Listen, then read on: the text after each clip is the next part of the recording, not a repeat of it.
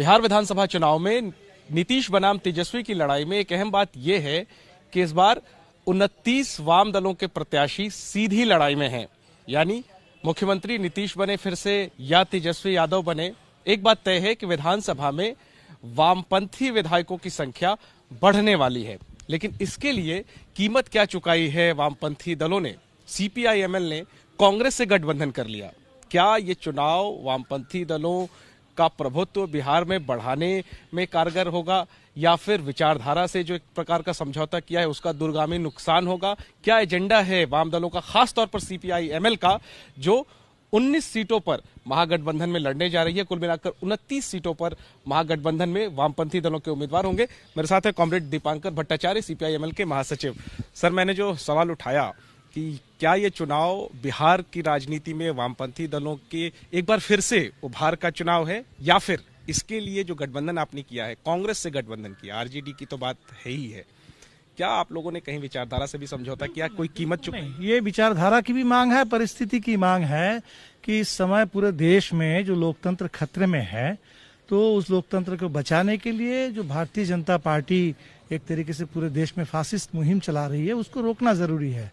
और बिहार के बगल में तो उत्तर प्रदेश है, वो बिहार के लिए चेतावनी है कि बिहार में अगर भाजपा की सरकार बन जाएगी, जैसे लोजपा के नेता आज कह रहे हैं कि हम भाजपा के साथ मिलकर सरकार बनाएंगे, वो सरकार कैसा होगा, वो नज़ारा कैसा होगा, तो इससे बिहार को बचाना है और इसके लिए हम लोगों ने गठबंधन बनाया है।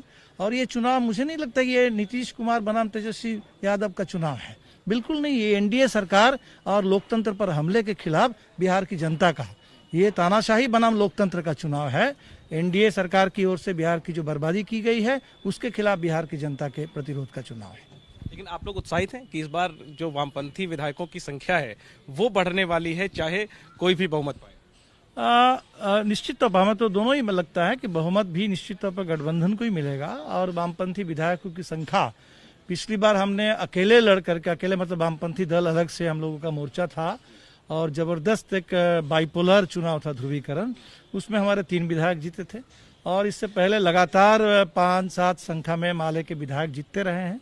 और हमें लगता है कि इस बार निश्चित तौर पर वामपंथी विधायकों की संख्या सीपीआई और सीपीएम के साथ ही भी है, संख्या बढ़ेगी। और बिहार के विधानसभा के अंदर 3 विधायकों ने भी जो काम किया लोकतंत्र के पक्ष में, लगातार उन्होंने अपनी आवाज बुलंद की बिहार के लिए, तो वो काम और बढ़िया से हम लोग कर पाएंगे। लेकिन इस पर आप क्या स्पष्टीकरण देंगे? हालांकि आप कह रहे हैं कि बीजेपी को हटाने के लिए और जो उनकी नीति है उसको हटाने के लिए गठबंधन किया, लेकिन सीपीआई-एमएल पहली बार कांग्रेस के साथ, तो एक तरीके से कहीं ना कहीं लोगों के मन में सवाल तो उठेगा कि फिर सीपीआई और सीपीआई-एमएल में फर्क क्या है? नहीं, फर्क बिल्कुल ये है कि इस समय भारतीय जनता पार्टी जो बिल्कुल अलग किस्म की पार्टी है।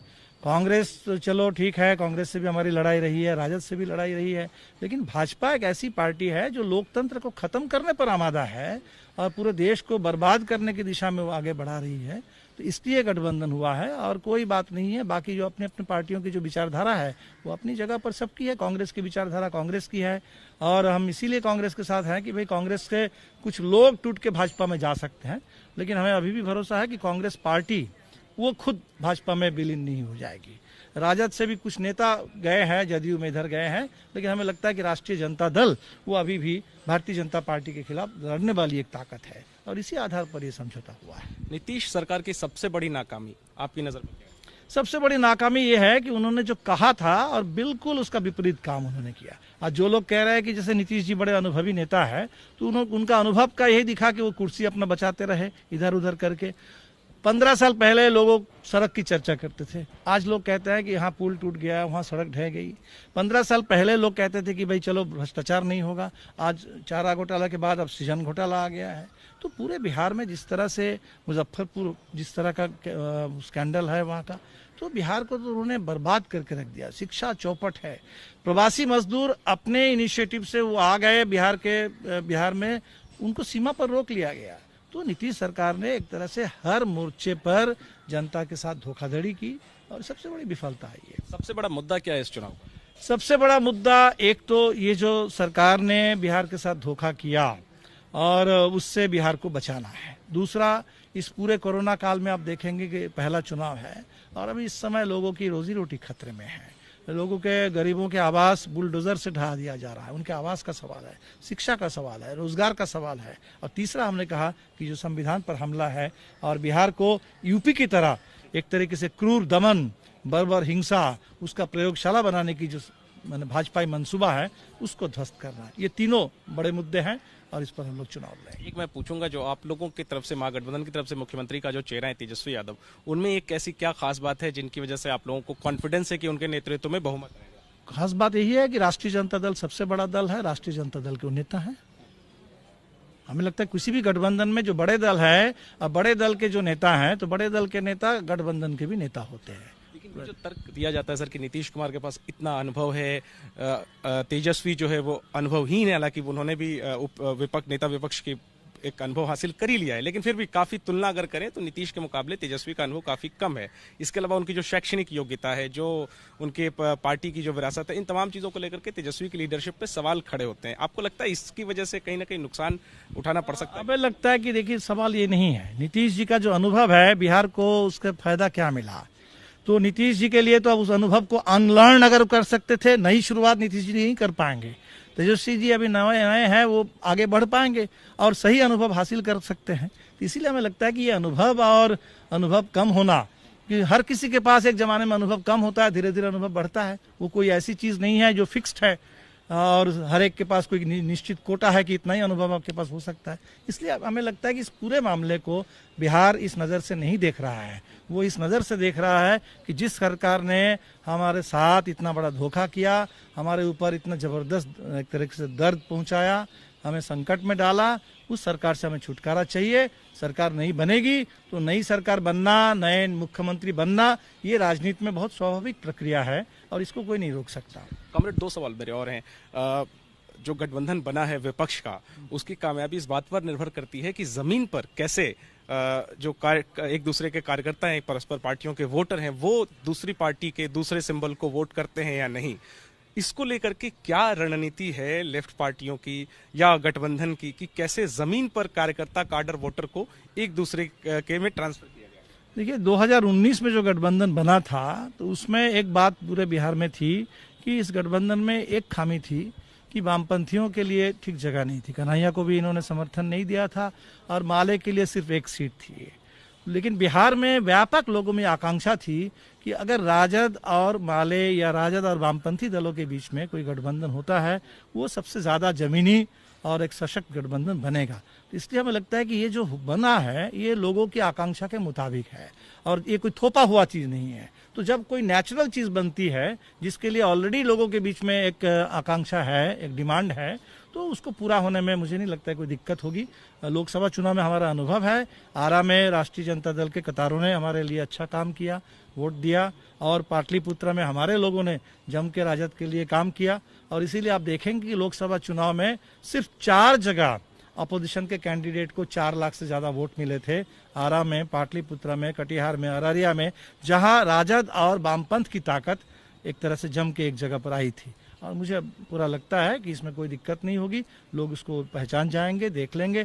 आजकल डिजिटल मीडिया का ज़माना है, चुनाव चिन्ह जानने में, कार्यकर्ता यानी कौन उम्मीदवार है वो जानने में बिल्कुल समय नहीं लगता। तो ये संदेश चला गया है और लोग एक साथ करेंगे। आखिरी में, विपक्ष का जो गठबंधन था, महागठबंधन, उसमें कुछ और पार्टियां थी। मांझी जी की पार्टी थी, कुशवाहा जी की पार्टी थी, अब हालिया मुकेश सहनी जी की पार्टी थी। तीनों ही आपसे अलग हो गए। मानते हैं आप कि कहीं ना कहीं रणनीति के स्तर पर चूक हुई, सामंजस्य नहीं बिठा पाए, और इसका क्या कोई नुकसान आपको आशंका लगती है? अब तो देखिए, इसके बारे में मेरे लिए बहुत कुछ कहना संभव नहीं है, क्योंकि क्या वजह है, क्यों लोग अलग हुए, हमको नहीं पता। इन पार्टियों से हमारी कोई बात नहीं हुई। निश्चित तौर पर मैंने पार्टियां और कुछ रहती तो बेहतर होता, लेकिन इससे भी बड़ा सवाल है तो आज एनडीए गठबंधन टूट गया है। और जो ये कोalition धर्म की बात करते हैं, तो आज तो भारतीय जनता पार्टी को साफ करना होगा कि बिहार में एनडीए का डेफिनेशन क्या है, बिहार में किन पार्टियों को लेके एनडीए है। क्योंकि लोक जनशक्ति पार्टी का कहना है वो राष्ट्रीय एनडीए में है, लेकिन बिहार के एनडीए में नहीं है। तो बिहार में तो अब भाजपा को अब साफ करना पड़ेगा कि एनडीए आज कहाँ है, गठबंधन कहाँ है। आप लोग किस एजेंडे के साथ जनता के बीच? जनता के जो मुद्दे हैं उन्हीं मुद्दों को लेकर के, जो साल भर जिन मुद्दों को लेकर आंदोलन होता है उन्हीं मुद्दों को लेकर जा रहे हैं। लेकिन चुनाव है, इसलिए जनता को ये पता है कि सरकार को बदल देना चुनाव में एक ही काम आप कर सकते हैं एक्स्ट्रा, जो बाकी आंदोलन में नहीं कर सकते हैं। चुनाव में आप सरकार बदल सकते हैं, तो जनता चुनाव में सरकार को बदल दे, इसके लिए हम लोग चाहते हैं। हालांकि चुनाव ही शुरू ही हुआ है, लेकिन आप काफी अनुभवी नेता हैं, क्या कोई अंदाजा लग पा रहा है अभी कि कहां तक आपका आंकड़ा जा सकता है? नहीं, अभी देखिए एक ही बात है कि इस बार का चुनाव बिल्कुल एक विपरीत परिस्थिति में हुआ। ये जो कोरोना काल का चुनाव है, जिस तरीके के कायदे कानून नियम है, ये कहना बहुत मुश्किल है, लेकिन जो हम देख रहे हैं कि जनता में भारी आक्रोश है, विक्षोभ है। और हमें लगता है कि जब जब जनता के अंदर इस तरीके का आक्रोश होता है, तो जो आकलन होता है वो एक तरह से सफल नहीं हो पाता है। जो समीकरण बने बनाए होते हैं, पुराने स्थापित होते हैं, चाहे वो जातिगत हो, सामाजिक हो, राजनीतिक हो, वो समीकरण टूट जाते हैं। तो मुझे लगता है कि इस बार ये समीकरणों का टूटने वाला चुनाव है और जनता का आगे बढ़ने वाला चुनाव है। और इसीलिए हमने नारा दिया, एनडीए हराओ, बिहार बचाओ, जनता की दावेदारी आगे बढ़ाओ। तेजस्वी सरकार बनी तो माले शामिल होगी? नहीं, सरकार में शायद हम लोग शामिल नहीं होंगे। हमारा काम होगा कि सरकार सही रास्ते पर चले और जनता के जो मुद्दे हैं, जो उम्मीद है वो पूरी हो, इसके लिए देखना, हम सरकार की मदद करेंगे। हो सकता है बाहर से ही करें। माले या पूरा लेफ्ट ही? पूरा लेफ्ट के बारे में हम कह नहीं सकते, लेकिन हम अपनी पार्टी के बारे में कह सकते हैं। लेकिन अभी तो वो तो आगे की बात है। अभी तो फिर चुनाव हो और बहुमत मिले, अभी फिलहाल इसी की बात है। तो ये जो एकजुटता हुई है आरजेडी की, कांग्रेस की और लेफ्ट की, क्या ये कामयाब होगी? क्या ये नीतीश कुमार लेड एनडीए सरकार को हटा पाएगी? ये आने वाला वक्त तय करेगा। लेकिन एक बात साफ है कि जो एक धारणा है उसके विपरीत विपक्ष का जो प्रमुख गठबंधन है, महागठबंधन, उसके कैंप में कॉन्फिडेंस नजर आ रहा है। देखना ये होगा कि इस कॉन्फिडेंस को जमीन पर कैसे उतार पाती है गठबंधन।